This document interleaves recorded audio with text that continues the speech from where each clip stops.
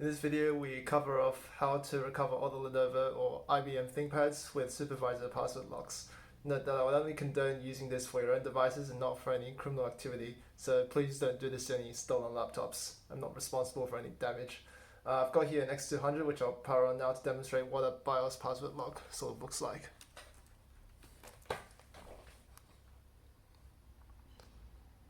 So let's try and enter the BIOS. And you can see I've got a password lock. I can type something, I don't know the password. If I type 3 times wrong, it'll lock me out. And I think I can enter with a blank password, but if I try and change anything, it pretty much won't let me do anything. So all these settings here are disabled.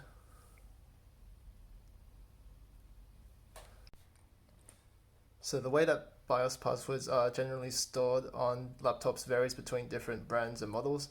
Sometimes it's stored in the BIOS chip itself, and sometimes it's actually placed in a separate location. On these IBM and Lenovo Thinkpads from the older generations, usually it's not stored on the BIOS, which is this SOIC16 chip here. It's instead on another EEPROM, which is on this chip here.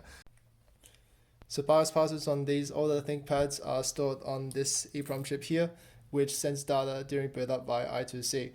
Some guides may want you to short both of these two pins here, serial clock and serial data, to ground, which is this bottom pin here, but I won't be doing that. Instead, I'll just be shorting these two pins together in order to trigger some corruption errors during the boot up. And this is much more reliable than trying to trigger a short to ground, because this actually hangs the boot up sequence.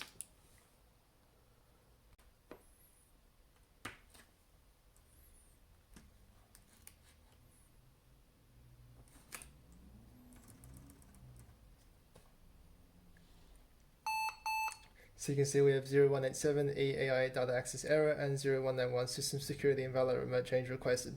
So these are the two errors that we want to see for F1 to do setup now. You see that we can enter straight away, and we also have no UID and no MAC address because we have the EEPROM not responding. So if I go to security and password, you can see that we have supervisor password disabled. If I let go of the short, then you can see that it immediately goes back to enabled. And so this flaw is what we want to exploit when we want to get rid of the supervisor password. So if we try to change the supervisor password now, we won't be able to because we need the current password, and I have no idea what the current password is, so I'm not going to be able to do this. What we can do though is we can short the SDO and SDA pins as we did before while we're entering this prompt, and then let go so that we actually do get the EEPROM to save the new password parameters. If we don't let go of the short, then we actually won't be saving the new settings once this gets changed. So I'll try this now. So hold the short, enter, and we have to enter new password prompt. Now I'll just do both as blank, changes to saved, disabled. Now we press save and exit, and let's see what we get when we reboot the computer. If I enter the BIOS, and now we don't have a BIOS password prompt, and just to make sure that this is working properly, I can do a power cycle, and let's turn this on again.